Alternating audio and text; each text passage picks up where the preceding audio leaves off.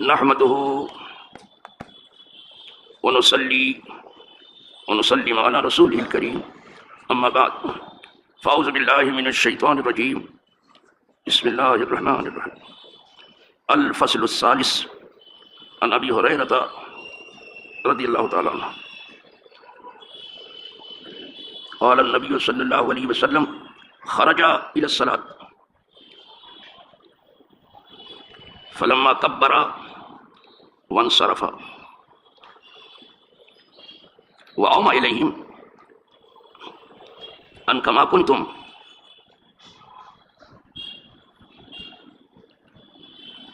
ثم خرج فاغتسل ثم جاء ورأسه يقطر فصلى بهم فلما صلى قال إني كنت جنبا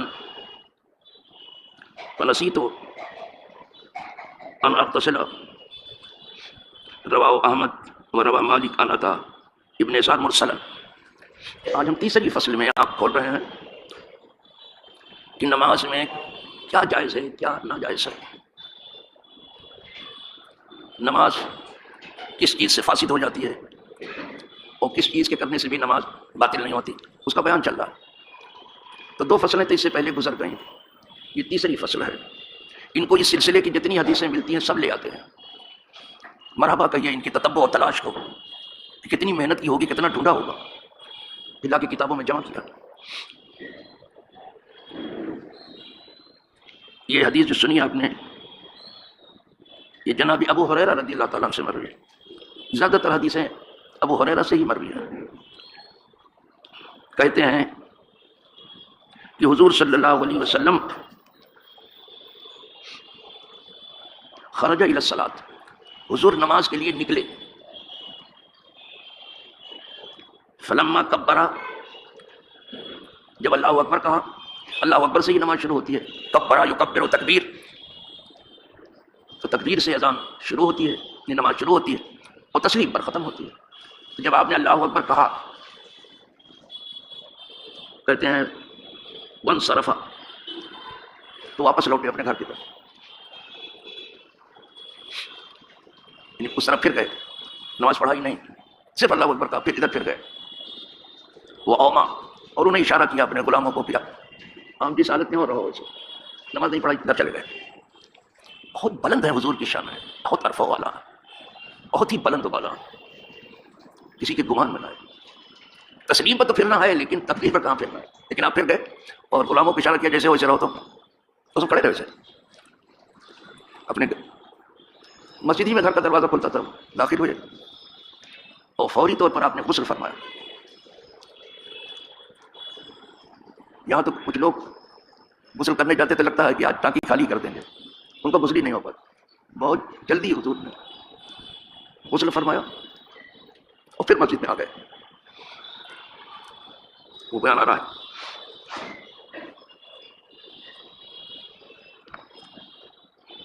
فَأَوْمَا إِلَيْهِمْ، اوما یوں بھی ایما، اس کے معنی اشارہ کرنا، لوگوں کی طرف اشارہ کی بات نہیں کیا، اشارہ کیا کہ تم جیسے ہو ویسے رہو۔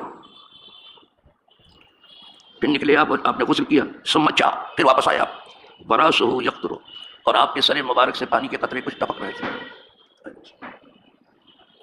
کبھی تولیہ استعمال کرتے تھے، کبھی نہیں کرتے تھے، اسی حالت میں آ گئے، پانی کے قطرے ٹپک رہے۔ فصلی بہم، تو انہیں نماز پڑھائی آپ نے۔ فلما صلی، جب آپ نماز پڑھ کے فارغ ہوئے، قال، تب ارشاد فرمایا، ابھی تک کچھ نہیں بولے تھے، جب نماز ہو گئی تب حضور، لوگ کچھ پوچھتے ہوئے بہت ڈرتے تھے، تو حضور خود ہی اپنے کرم سے بتا دیتے تھے کہ کیا ہوا تھا، کیسا ہوا، اب وہ بتا دیں۔ فرمایا انی کنت جنبا، مجھے غسل کی ضرورت تھی، مجھے غسل کی ضرورت تھی، فنسی تو، لیکن میں بھول گیا تھا سر، یعنی صرف وضو کر کے آ گئے تھے، غسل کی ضرورت۔ اب وضو میں تو چار ہی چیز دھوئی جاتی ہے، چہرہ دھونا، کونیاں سمیت دھونا، ہاتھ دھونا، چوتھائی سر کا مسا کرنا، دونوں پاؤں دھونا ٹخنوں سمیت، تو چار ہی چیز ہے۔ غسل میں ویسے تین ہی چیز ہے، کلی کرنا، ناک پہ پانی ڈالنا، لیکن پورے جسم پر پانی بہانا، پانی ملنا نہیں، پانی بہانا، بہ جانا چاہیے جگہ سے، کوئی جگہ باقی نہ رہے۔ کہا میں بھول گیا۔ یہ سب امت کو درس دینے کے لیے، ورنہ حضور کی شان بہت بلند ہے. وہ کوئی چیز بھولتے نہیں، انہیں بلایا جاتا ہے تاکہ امت کے لیے راستہ نکلے. ہم لوگوں کو تو روز یہ سب پیش آئے گا، تو کیا کریں؟ تو کیا شرما کر کے نماز پڑھانا شروع کرتے ہیں صاحب؟ نو، نکل کے جانا چاہیے فوراً، راستہ دے دیں. کتنے لوگ شرم کے مارے نہیں نکلتے، وہ غلط ہے، اسی وقت جانا چاہیے. شریعت بہت آسان ہے. تو میں بھول گیا، تو مجھے غسل کی ضرورت تھی، تو میں اب غسل کر کے یہاں آ گیا.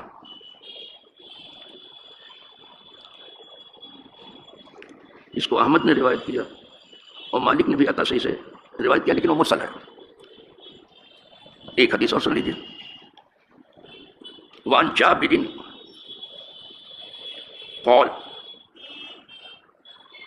كنت اصلي الظهر مع رسول اللہ صلی اللہ علیہ وسلم. حضرت جابر کہتے ہیں میں ظہر کی نماز حضور کے پیچھے پڑھتا تھا.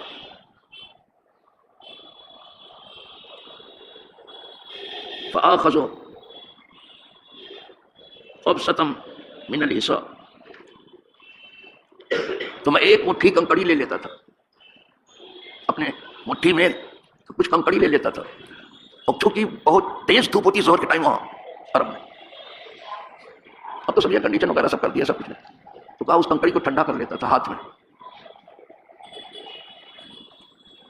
مجھے پتھر پر ہی سجدہ کرنا پڑتا تھا. اور نماز میں جتنی مشقت ہو ثواب بڑھے گا. اور سب سے اچھی عبادت وہی ہے جس میں مشقت زیادہ ہو. لیکن یہاں مشقت کے نام سے لوگ کانپتے ہیں. کب کبھی آتی ہے نو، اتنی گرم تھی کہ اسے پیشانی نہیں رکھ سکتے تھے، تو گٹھی میں لے کے وہ ٹھنڈا کر لیتے تھے.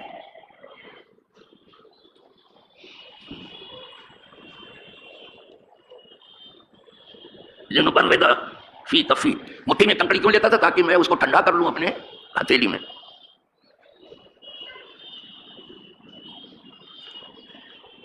یہ تو اپنے دور کی بات کر رہے ہیں. میں جب 78 میں حج میں گیا تھا اور ظہر کی نماز کبھی مطاف میں جب پڑھی ہے تو صرف سنگریزے ہی تھے وہاں. جب خدا یاد آ جاتا ہے سب. یہ آستین کو ہم لوگ اس کو پھیلا دیتے تھے، بڑی آستین کو، اور تب جا کے سجدہ کرتے تھے. بہت گرم ہوتی تھی، لگتا تھا کہ زمین آگ اگل رہی ہے. لیکن پڑھنے والوں کو شوق دیکھا ہے تو رکھ دیا سر تو رکھ دیا. یہاں تو اتنی آسانی ہے، اتنا آرام ہے، تو بھی زیادہ دیر سر نہیں رکھتے. ادھر سر رکھا ادھر اٹھا کے کھڑے ہیں.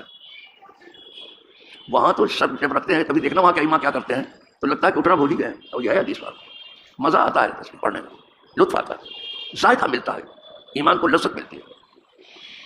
تو مٹھی میں کنکڑی کو ٹھنڈا کر لیتے تھے. یہ حضرت جابر کہہ رہے ہیں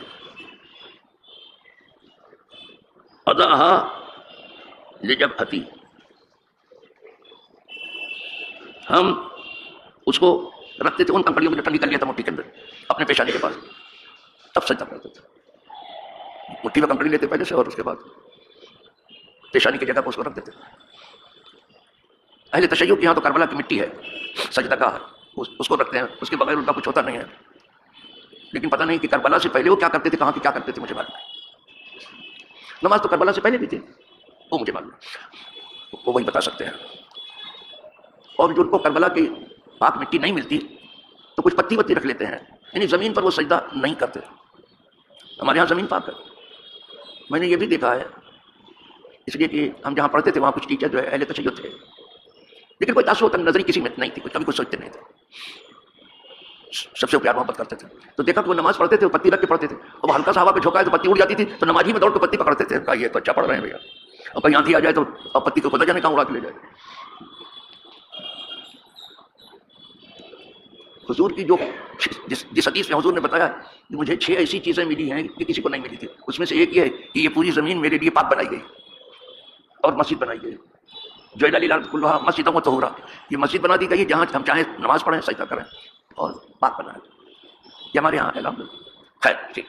لیکن چونکہ یہ ظہر کی نماز تھی تو یہ نہیں کہ کنکڑی پاک نہیں ہے جس پر سجدہ کرنا، پاک ہے، لیکن سنگریزے اتنے جل رہے تھے کہ پیشانی رکھنا مشکل. تو جو گٹھی میں رکھ کے ٹھنڈی کرتے تھے کنکڑی، اس پر سجدہ کرتے تھے. اللہ طاقت سے زیادہ بوجھ کسی پر نہیں رکھتا ہوں، منع ہے، آپ کو بھی منع ہے. اپنے نوکر پر اس کی طاقت سے زیادہ کام مت رکھنا کبھی بھی. جو اس کے پاس میں وہی اس کو کرنے کو، ضرورت سے زیادہ کام مت لو. اچھی بات ہے. پھر کیا ہوا؟ حتی اسجد علیہ، یہاں تک کہ میں انہی کنکڑیوں پر سجدہ کرتا تھا، سر رکھتا تھا۔